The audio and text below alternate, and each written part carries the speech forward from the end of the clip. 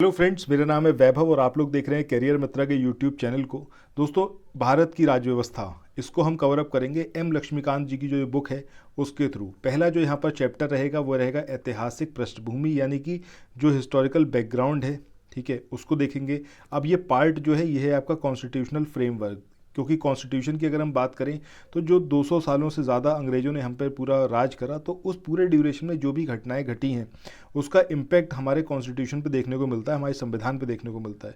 सो यहाँ पर हम सारी चीज़ें जो इम्पॉर्टेंट हैं उनको कवर अप करते हुए चलेंगे आने वाले एग्जाम के पॉइंट ऑफ व्यू से। तो सबसे पहले तो हम यहाँ पर बात करें कि भैया अंग्रेज जो आए थे हिंदुस्तान में, उस घटना से लेकर आगे तक क्या कुछ होता रहा। तो सबसे पहले जो हम बात करें कि 1600 की, तो ये 1600 वो टाइम है 1600 ईस्वी का, जब जो एलिजाबेथ थी, ठीक है, इंग्लैंड की महारानी, ठीक है, महारानी एलिजाबेथ फर्स्ट, इन्होंने ब्रिटिश ईस्ट इंडिया कंपनी को अधिकार दिया कि ठीक है आप लोग जाकर हिंदुस्तान में व्यापार कर सकते हैं। इसके बाद 1608 की हम बात करें तो 1608 में ईस्ट इंडिया कंपनी जो है वो मतलब पूरी तरीके से यहाँ पर व्यापार करना उसने अपना स्टार्ट कर दिया था।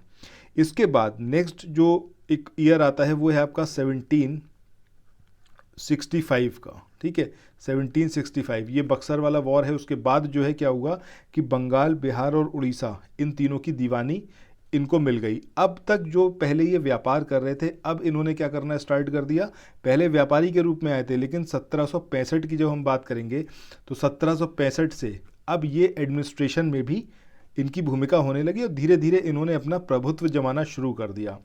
इसके बाद नेक्स्ट माइलस्टोन आता है आपका 1857 का। 1857 की जब क्रांति हुई उसके बाद जो ब्रिटिश सरकार थी उसको ये बात समझ में आ गई कि भैया अब जो है एडमिनिस्ट्रेशन को अपने हाथ में लेना होगा। तभी आपका 1858 में, यानी कि 1858 में, जो ब्रिटिश ताज था, ब्रिटिश क्राउन था, उसने भारत के शासन का उत्तरदायित्व अपने हाथों में ले लिया। तो ये एक पूरा क्रम चलता चला आया है। सबसे पहले 1600 में जब महारानी एलिजाबेथ ने राइट दिए, 1608 में इन्होंने व्यापार करना स्टार्ट कर दिया। इसके बाद 1765 में, 1765 वो ईयर जब बंगाल, उड़ीसा और बिहार, इन तीनों का दीवानी जो है इनको प्राप्त हो गई ब्रिटिश ईस्ट इंडिया कंपनी को। उसके बाद शासन में ये सीधे सीधे इंटरफेयर करने लगे और धीरे धीरे अलग अलग राज्यों को सप्रेस करके उनके ऊपर हुकूमत करना स्टार्ट कर दिया। इसके बाद 1857 में हमारा जो सिपाही विद्रोह था वो हुआ। उसके बाद जो था ब्रिटिश जो सरकार थी उसने पूरा उत्तरदायित्व यहाँ के प्रशासन का अपने हाथ में ले लिया। तो ये एक छोटा सा बैकग्राउंड है इनके बारे में। अच्छा, अगर आप ध्यान देंगे तो आपको एक चीज़ समझ में आएगी। अंग्रेज़ों ने हम पे शासन किया एक लंबे अरसे तक और धीरे धीरे क्या हुआ कि एक पूरी एडमिनिस्ट्रेशन का जो एक चेन था वो बनता चला गया, ठीक है। टाइम टू टाइम अलग अलग एक्ट आते गए, उससे एडमिनिस्ट्रेशन में अलग अलग चेंजेस करते चले गए। फिर फाइनली जब हमारा कॉन्स्टिट्यूशन बनाया गया तो उसमें काफ़ी कुछ चीज़ें मतलब वहीं से उठा ली गई जो कि ब्रिटिश ने हम पे शासन किया था, उस ड्यूरेशन में पूरा एडमिनिस्ट्रेशन तैयार हुआ था, ठीक है। तो अब इसको अगर हम मोटे तौर पर देखें तो दो चीज़ों में डिवाइड करा जाता है, दो अलग अलग पार्ट में। एक है आपका जब तक कंपनी का शासन चला, और दूसरा पार्ट जब शासन चला सम्राट का या फिर जो वहाँ की महारानी थी उनका शासन, ठीक है। तो 1773 जब ये पहला रेगुलेटिंग एक्ट आया तो 1773 से 1858 जब तक ब्रिटिश साम्राज्य ने अपने हाथ में भारत के शासन का उत्तरदायित्व नहीं लिया। तो ये पूरा ड्यूरेशन क्या कहलाता है, कंपनी, यानी कि ईस्ट इंडिया कंपनी की हम बात कर रहे हैं, इसके शासन का पूरा दौर था ये। चलिए आगे इसमें बात करते हैं। अब हम आते हैं 1773 का जो रेगुलेटिंग एक्ट था इसके ऊपर। सो आइए यहाँ पर अब हम बात करते हैं 1773 के रेगुलेटिंग एक्ट की। सबसे पहली चीज़ कि ये इतना इम्पॉर्टेंट क्यों है, ठीक है। अब देखिए, अभी तक जब 1765 से 1773 के बीच के ड्यूरेशन की बात करें तो कोई भी कानून नहीं था जिसके तहत ब्रिटिश ईस्ट इंडिया कंपनी यहाँ पर काम कर रही थी। मतलब जो ब्रिटिश सरकार थी उसने कोई भी ऐसा कानून नहीं बनाया था। सो ब्रिटिश सरकार की तरफ से 1773 में, जैसा इसका नाम है रेगुलेटिंग एक्ट, यानी कि कंपनी के कार्यों को रेगुलेट करने के लिए इसको लेके आए, ठीक है। ब्रिटिश सरकार ने इसको लेके आया कि 1773 का रेगुलेटिंग एक्ट। अब ब्रिटिश गवर्नमेंट का ये पहला प्रयास था ताकि जो ब्रिटिश ईस्ट इंडिया कंपनी है उसको यहाँ पर, उसके कार्यों को यहाँ पर रेगुलेट किया जा सके। दूसरी चीज़, कंपनी के जितने भी अब प्रशासनिक और राजनीतिक कार्य थे उनको एक तरीके से मान्यता मिल गई पहली बार। इसके अलावा अगर हम कहें तो तीसरी बात जो इम्पोर्टेंट थी कि भारत में केंद्रीय प्रशासन की यहाँ पर नींव पड़ी। कई बार अब जो आप क्वेश्चन देखेंगे यूपीपीसीएस में स्पेशली, तो वहाँ पर आपको डायरेक्टली ये मिलेगा कि निम्न में से किस एक्ट के थ्रू भारत में ईस्ट इंडिया कंपनी के प्रशासन को यहाँ पर मान्यता प्राप्त हुई। तो आपको ये याद रखना है कि पहली बार जो है रेगुलेटिंग एक्ट यानी कि 1773 का रेगुलेटिंग एक्ट, इसकी हम बात कर रहे हैं, तो इसको यहाँ पर आप सही ऑप्ट करिएगा। इसके अलावा भारत में केंद्रीय प्रशासन की नींव पहली बार जो पड़ी वो भी इसी के थ्रू पड़ी। अब यहाँ पर जो इसके प्रावधान हैं, ये प्रावधान आपको सबसे पहले पता होने चाहिए। देखिए, जब तक ये रेगुलेटिंग एक्ट नहीं आया था तब तक क्या होता था कि बंगाल का गवर्नर होता था। क्या होता था? बंगाल का गवर्नर। अब जब ये एक्ट आया तो यहाँ से ये नाम चेंज हुआ बंगाल का गवर्नर से, ये क्या हो गया आपका बंगाल का गवर्नर जनरल। ठीक है, ये नाम चेंज हुआ। अब ये जो बंगाल का गवर्नर जनरल था, पहला कौन था? तो ये था आपके वॉरेन हेस्टिंग्स। आई होप कि आपको पहले से ही ये चीज़ पता होगी, क्योंकि जितना भी आप थोड़ी बड़ी तैयारी भी करे होंगे तो कहीं ना कहीं आपको ये 100% दिखाई पड़ा होगा कि वॉरेन हेस्टिंग्स बंगाल का पहला गवर्नर जनरल बना। अब ये जब पहला गवर्नर जनरल बना वॉरेन हेस्टिंग्स, ठीक है, तो इसकी सहायता के लिए, भैया इसको काम भी करना था, तो काम करने के लिए अकेले तो काम करेगा नहीं, तो इसकी सहायता के लिए 4 सदस्यों की एक परिषद थी, उसका भी गठन किया गया। ठीक है, इसके अलावा अगर हम बात करें क्या कुछ और इसके अंदर प्रावधान किए गए, तो आपको ये चीज़ याद रखनी है कि 1774 में 1774 में उच्च न्यायालय की स्थापना करी गई। कहाँ पर करी गई? कलकत्ता में। ठीक है, कलकत्ता में एक सुप्रीम कोर्ट की यहाँ पर स्थापना की गई, जिसके मुख्य न्यायाधीश की अगर हम बात करें तो सर एलिजा इम्पे उसके मुख्य न्यायाधीश थे, और उनके अलावा 3 और दूसरे जजेस थे। ये देखिए, ये सारी चीज़ें मतलब आती ही हैं एग्ज़ाम में, ये आपको इसके प्रावधान पता होने ही चाहिए रेगुलेटिंग एक्ट के, बहुत इंपॉर्टेंट है। इसके अलावा अगर हम कहें कि और क्या क्या चीज़ें यहाँ पर हुई, तो सबसे पहली चीज़ जो सबसे इम्पॉर्टेंट है वो ये है कि कंपनी के कर्मचारियों को निजी व्यापार करना और भारतीय लोगों से उपहार, गिफ्ट लेना या फिर ब्राइब लेना, ये प्रतिबंधित कर दिया गया। ठीक है, बैन लगाया गया किस चीज़ पे? कि आप जो है मतलब जो ब्रिटिश ईस्ट इंडिया कंपनी के कर्मचारी हैं वो निजी व्यवसाय नहीं कर सकते। ठीक है, निजी व्यवसाय करना ये प्रतिबंधित किया गया। रिश्वत नहीं ले सकते आप। इसके अलावा आप किसी भी तरीके का उपहार नहीं लेंगे। ठीक है, इन चीज़ों पर प्रतिबंध लगाया गया। भारतीय लोगों से बात हो रही है कि भारतीय लोगों से आप ये कोई काम नहीं करेंगे। इसके अलावा अगर हम कहें तो यहाँ पर एक इम्पॉर्टेंट बात और है इस एक्ट के बारे में कि इसके द्वारा मद्रास और बम्बई के जो गवर्नर थे उन्हें बंगाल के गवर्नर के अधीन किया गया। उससे पहले तक अगर हम बात करें तो सभी अलग अलग काम करते थे। मतलब 1773 का जब ये रेगुलेटिंग एक्ट नहीं आया था उस समय बंगाल, मद्रास और बम्बई, इन तीनों के गवर्नर अलग अलग थे। लेकिन अब क्या कर दिया गया कि जो बंगाल के गवर्नर थे इनके अंडर में लेके आया गया किसको? मद्रास के जो गवर्नर थे, और इसके अलावा जो आपके बम्बई के गवर्नर थे इनको बंगाल के गवर्नर के अधीन लाया गया। ठीक है, तो ये सारी चीज़ें हैं रेगुलेटिंग एक्ट 1773 के बारे में। इसके बाद अगले एक्ट की बात करें तो अगला एक्ट था आपका 1781 का संशोधन अधिनियम। तो जैसा इसका नाम है संशोधन अधिनियम, तो जो कमियां रेगुलेटिंग एक्ट में थी 1773 के, तो उनको यहाँ पर इम्प्रूव करने के लिए, उन कमियों को हटाने के लिए, रिमूव करने के लिए ये दूसरा एक्ट लेके आए 1781 का संशोधन अधिनियम। अगर हम बात करें कि बेसिकली इसके अंदर क्या था, तो सुप्रीम कोर्ट जिसकी स्थापना करी गई थी 1774 में कलकत्ता में, उसके राइट्स यहाँ पर कम किए गए, गवर्नर के यहाँ पर बढ़ाए गए। कैसे?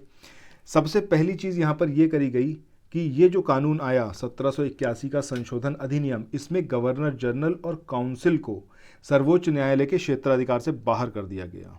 ठीक है, किसको बाहर करा गया? गवर्नर जनरल और इनकी जो काउंसिल थी, ये जब इन्होंने पद धारण किया तो जो भी इनके अधिकार मिले या उस अधिकारों से इन्होंने जो भी काम करे उन सबको सुप्रीम कोर्ट से बाहर कर दिया गया। मतलब सुप्रीम कोर्ट उस पर कोई भी डिसीजन नहीं ले सकता था, किसी को भी पनिश नहीं कर सकता था। ये पहला काम किया गया। दूसरा यहाँ पर क्या काम करा गया कि जो राजस्व के मामले थे, रेवेन्यू रिलेटेड मैटर्स थे, रेवेन्यू रिलेटेड मैटर्स या फिर राजस्व से जो मामले थे, उन मामलों को भी सुप्रीम कोर्ट के क्षेत्राधिकार से बाहर कर दिया गया। उनसे भी अब सुप्रीम कोर्ट का कोई भी लेना देना नहीं था। तीसरा काम क्या करा गया? तीसरा काम करा गया कि जो कलकत्ता के निवासी थे, उन सब लोगों को, कलकत्ता के जो रहने वाले थे, उन सबको क्या करा कि उन सबको लेके आए सर्वोच्च न्यायालय के अधिकार क्षेत्र में। ठीक है, कलकत्ता के जो रेजिडेंट थे उनको क्षेत्राधिकार में लेके आया गया, और अगर हिंदू है तो हिंदुओं के हिसाब से उन पे कानून के हिसाब से जो उस पर निर्णय लिया जाना है वो निर्णय लिया गया। इसी तरीके से जो मुस्लिम हैं तो मुसलमानों के जो निजी कानून थे उनके हिसाब से मुसलमानों के जो मामले थे उनको निपटाया गया।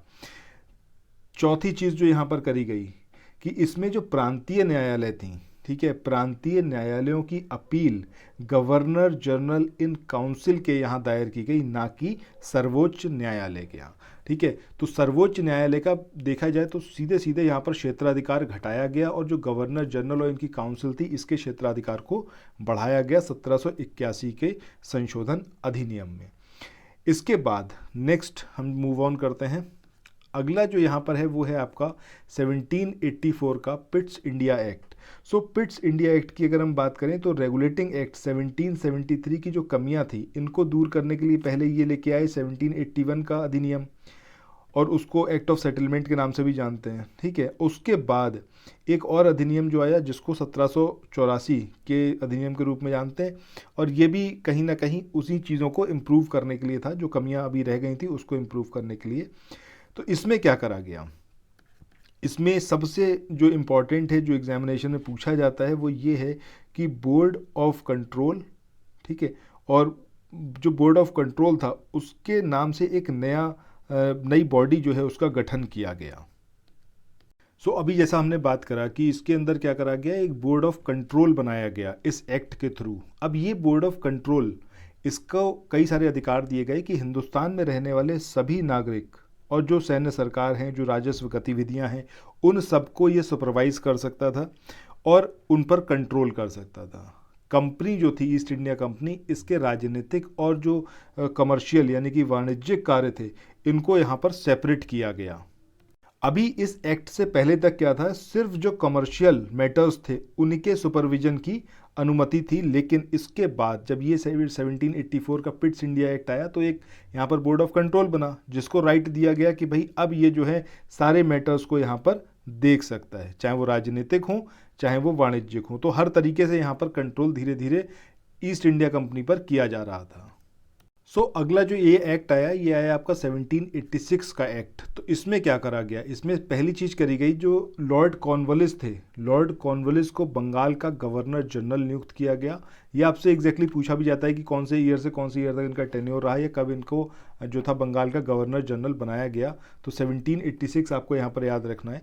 दूसरी चीज़, अब जब ये बन गए तो इनको कुछ विशेष अधिकार दिए गए। विशेष अधिकार क्या कि विशेष मामलों में ये अपनी काउंसिल के जो डिसीजन थे उनको माने या ना माने, ये इनके ऊपर था। दूसरी चीज़, इनको सेनापति और कमांडर इन चीफ का दर्जा दिया गया। अब ऐसा सब करा क्यों किया गया, क्यों मतलब इनको इतने सारे छूट यहाँ पर दी गई? क्योंकि जब इनको पद दिया जा रहा था तो इनकी शर्त ही ये थी कि भैया ये सारी चीज़ें करो, उसके बाद ही मैं पद ग्रहण करूँगा। ठीक, जो एक्ट था 1793 का चार्टर एक्ट, ये बहुत ज़्यादा इंपॉर्टेंट है। क्यों बहुत ज़्यादा इंपॉर्टेंट है? पहली बात, अभी कॉर्नवालिस को जो आपने देखा लास्ट जो एक्ट था उसमें कॉर्नवालिस को विशेष अधिकार दिए गए, क्योंकि उनकी शर्त ही ये थी कि भाई मेरे पास ये अधिकार होंगे तभी मैं ये पद ग्रहण करूंगा। अब जब उसको ये अधिकार मिले तो उसके बाद 1793 का जो चार्टर एक्ट आया उसमें वो सेम अधिकार आगे आने वाले जितने भी गवर्नर जनरल और प्रेसिडेंसीज थी तो उनके लिए भी आगे एक्सटेंड कर दिए गए। दूसरा काम क्या करा गया कि कंपनी के जो अधिकार, व्यापार का एक अधिकार था, मोनोपोली थी इंडिया में, वो आगे 20 साल तक के लिए एक्सटेंड कर दी गई। ठीक है। तीसरा यहाँ पर क्या करा गया, जो कमांडर इन चीफ जो थे उनका पहले ज़रूरी था कि वो काउंसिल के मेंबर होते, इससे पहले एक्ट तक। लेकिन अब जब ये वाला एक्ट आया तो इसमें ये कंडीशन हटा दी गई कि कमांडर इन चीफ बनने के लिए आपको काउंसिल का मेंबर होना पड़ेगा, ये अनिवार्यता यहाँ पर ख़त्म कर दी गई। इसके अलावा सबसे इम्पॉर्टेंट पॉइंट क्या रहा कि जो कंपनी थी ईस्ट इंडिया कंपनी, उसमें जितने भी एम्प्लॉयज़ थे इनकी सैलरी अब कहाँ से जाने लगी, भारत से जो अर्जित होने वाला राजस्व था उससे, ठीक है, मतलब इंडियन रेवेन्यू से जो ईस्ट इंडिया कंपनी के एम्प्लॉयज़ थे उनकी सैलरी निकाली जाने लगी। तो ये 1793 का एक्ट ज़रूर याद रखिएगा, इसमें बहुत ज़्यादा चीज़ें पूछी जाती हैं, ठीक है, मतलब हर दूसरे एग्जाम के अंदर आपको यहाँ से मिल जाएगा कि कौन सा एक्ट था जिसके थ्रू ईस्ट इंडिया कंपनी के एम्प्लॉयज़ की जो सैलरी थी वो भारत के राजस्व से दी जाने लगी। तो आपको याद रखना है 1793 का चार्टर एक्ट। दूसरा आपको मेन याद रखना है कि कंपनी का जो यहाँ पर एकाधिकार था व्यापार का हिंदुस्तान में, उसको 20 सालों तक के लिए एक्सटेंड किया गया। ये दोनों बहुत ज़्यादा इंपॉर्टेंट पॉइंट हैं। चलो अब मूव ऑन करते हैं नेक्स्ट, यानी कि 1813 के चार्टर एक्ट पे। अब यहाँ पर जैसे आपने देखा कि 1793 का जो चार्टर एक्ट था उससे 20 सालों तक के लिए यहाँ पर एकाधिकार जो था उसका कायम कर दिया गया कि अगले 20 साल तक ईस्ट इंडिया कंपनी यहाँ पर व्यापार कर सकती है हिंदुस्तान में। बट अब जो था 1813 आ गया, 20 साल बाद यहाँ पर चार्टर एक्ट जो आया, इसमें क्या बोला गया कि भैया अब जो है एकाधिकार नहीं रहेगा। क्यों नहीं रहेगा? क्योंकि वहाँ पर इंग्लैंड में बहुत सारी जो व्यापारी थे वो इस बात का विरोध कर रहे थे कि हमको ही मौका मिलना चाहिए कि हम भी जाकर वहाँ पे मुनाफा कमा पाएँ। उस प्रेशर में आके फाइनली ईस्ट इंडिया कंपनी की जो मोनोपोली थी उसको तोड़ा गया। लेकिन अभी भी चाइना के साथ व्यापार और चाय के व्यापार पर एकाधिकार कंपनी का बना रहा। इसके अलावा जो इसमें इम्पॉर्टेंट पॉइंट था वो था आपका ईसाई मिशनरीज़ का। ईसाई मिशनरीज़ को हिंदुस्तान आकर यहाँ पर लोगों को प्रबुद्ध करने या फिर अपने कहें तो ईसाई धर्म का प्रचार प्रसार करने की अनुमति दी गई। वेस्टर्न एजुकेशन का प्रचार प्रसार की भी व्यवस्था इसके थ्रू करी गई और स्थानीय जो लोग यहाँ पर स्थानीय जो सरकार थी उनको इस बात का राइट दिया गया, उनको ऑथराइजेशन इस चीज़ का दिया गया कि वो टैक्स कलेक्ट कर सकती हैं। अगर कोई टैक्स नहीं देता है तो उसको वो पनिश कर सकती हैं। ये सारी चीज़ें इसके अंदर व्यवस्था की गई। इसके बाद अगला इम्पॉर्टेंट चार्टर एक्ट जो है वो है आपका 1833 का। क्यों इम्पॉर्टेंट है? क्योंकि 1833 में जो अभी तक बंगाल का गवर्नर जनरल हुआ करता था ये नाम बदल गया और अब क्या हो गया, भारत का गवर्नर जनरल। दैट मीन्स एक व्यक्ति को पूरा अधिकार दिया गया कि वो हिंदुस्तान पर शासन करे एक तरीके से, और अब जो है कानून बनाने का अधिकार इसके पास ही रहेगा। ठीक है, अब बंगाल और मद्रास के जो गवर्नर थे इनकी विधायिका शक्ति को भी छीन लिया गया। ईस्ट इंडिया कंपनी जो थी अब तक जो एक व्यापारिक निकाय या फिर बॉडी के रूप में काम कर रही थी, अब वो यहाँ पर प्रशासनिक निकाय के रूप में काम करना उसने स्टार्ट कर दिया। ठीक है, इसके अलावा अगर हम बात करें सिविल सर्विसेज की तो भारतीयों को कंपनी के जो अलग अलग पद थे उन पर नियुक्ति से नहीं रोका जाएगा, इस तरीके का प्रावधान यहाँ पर करने की कोशिश करी गई। लेकिन जो बोर्ड ऑफ डायरेक्टर्स थे उन्होंने इस चीज़ का विरोध करा तो फाइनली ये इम्प्लीमेंट नहीं हो पाया। लेकिन सिविल सर्विसेज की जो शुरुआत यहाँ पर करी गई, मतलब सिविल सर्विसेज के लिए जो एक खुली प्रतियोगिता थी, ओपन कंपटीशन, उसका यहाँ पर प्रयास करा गया 1833 के चार्टर एक्ट में। वो एक अलग बात है कि वो सफल नहीं हो पाया क्योंकि बोर्ड ऑफ डायरेक्टर्स जो थे उन्होंने इस चीज़ का विरोध किया था। ठीक है, इसके बाद नेक्स्ट आगे यहाँ पर हम बात करें 1853 के चार्टर एक्ट की, तो इसमें कई सारी चीज़ें हुई जो पहली बार हुई। पहली बार ऐसा हुआ कि जो गवर्नर जनरल की काउंसिल थी उसकी जो विधायी और प्रशासनिक कार्य थे उनको सेपरेट किया गया। पहली बार ऐसा हुआ कि जो सिविल सर्विसेज के लिए ओपन कंपटीशन था उसको स्टार्ट किया गया और इसके लिए एक समिति बनी 1854 यानी कि 1854 में, जो कि लॉर्ड मैकाले के अंडर थी। इसके अलावा जो गवर्नर जनरल की काउंसिल थी उसमें 6 नए सदस्यों की एंट्री कराई गई, जिसमें से 4 सदस्य जो थे वो उनका चुनाव किया गया बंगाल, मद्रास, बम्बई और आगरा की स्थानीय प्रांतीय सरकारों से। ठीक है, और इसके अलावा एक चीज़ और यहाँ पर हुई कि पहली बार ऐसा हुआ कि जो भारतीयों के यहाँ पर अधिकारों को बढ़ाया गया। भारतीय भी जो थे अब केंद्रीय विधान परिषद में स्थानीय प्रतिनिधित्व मतलब कर सकते थे और रिप्रेजेंट कर सकते थे। तो वही था कि गवर्नर जनरल की जो काउंसिल थी उसमें 6 नए लोगों की यहाँ पर एंट्री कराई गई, 6 नए सदस्यों की। इसके बाद मूव ऑन करते हैं लास्ट एक्ट की, जो कि आपका कंपनी का है। ठीक है, तो उसमें है आपका 1858 का एक्ट। दोस्तों यहाँ तक था आपका जो कंपनी के अधीन जितने भी कानून आए, जितने भी एक्ट आए कंपनी के शासन के ड्यूरेशन में, तो यहाँ पे ये ख़त्म होता है वो 1853 पे। इसके बाद 1858 यहाँ से स्टार्ट होता है आपका ब्रिटिश सरकार के अंडर जो शासन हुआ, जो गवर्नेंस चली, उसके ऊपर ये हम देखेंगे अपने नेक्स्ट वीडियो में। तो 1858 से 1947 तक का जो ड्यूरेशन रहा जिसमें ब्रिटिश हुकूमत ने डायरेक्टली यहाँ पर शासन किया और जो कानून आए उनको हम समझेंगे नेक्स्ट वीडियो में। आपको ये सीरीज़ कैसी लग रही है कमेंट सेक्शन में बताइएगा। और अगर पहली बार चैनल पर आए थे, चैनल को सब्सक्राइब नहीं किया तो सब्सक्राइब करिए। सब कुछ यहाँ पर बाइलिंगुअल चलेगा, ठीक है। So do not worry, Hindi अंग्रेजी किसी की टेंशन ना लीजिए, सब समझ में आएगा। और कुछ भी आप कहना चाहते हो कमेंट सेक्शन आप लोगों के लिए ओपन है, वहाँ पर आइए अपनी बात रखिए। सो थैंक्स फॉर वॉचिंग, फिर मिलते हैं नेक्स्ट वीडियो में। Till then thank you so much. अच्छा, जाने से पहले एक इन्फॉर्मेशन आप लोगों के लिए, अगर आप लोग उत्तर प्रदेश PCS के लिए प्रिपरेशन कर रहे हैं या फिर आप प्रिपरेशन कर रहे हैं समीक्षा अधिकारी, सहायक समीक्षा अधिकारी के लिए, सो हमारे इन कोर्सेज में आप एनरोल करा सकते हैं। 1250 रुपये का फीस रहेगा उत्तर प्रदेश PCS के लिए, जो हमारा पेड कोर्स है, जिसमें आपको 2000 डिस्क्रिप्टिव MCQ दिए जाएंगे सामान्य अध्ययन के। सिमिलरली आपको RO ARO में भी 2000 क्वेश्चंस प्रोवाइड किए जाएंगे जो कि डिस्क्रिप्टिव रहेंगे, जिसकी फीस कितनी है 1500 रुपये।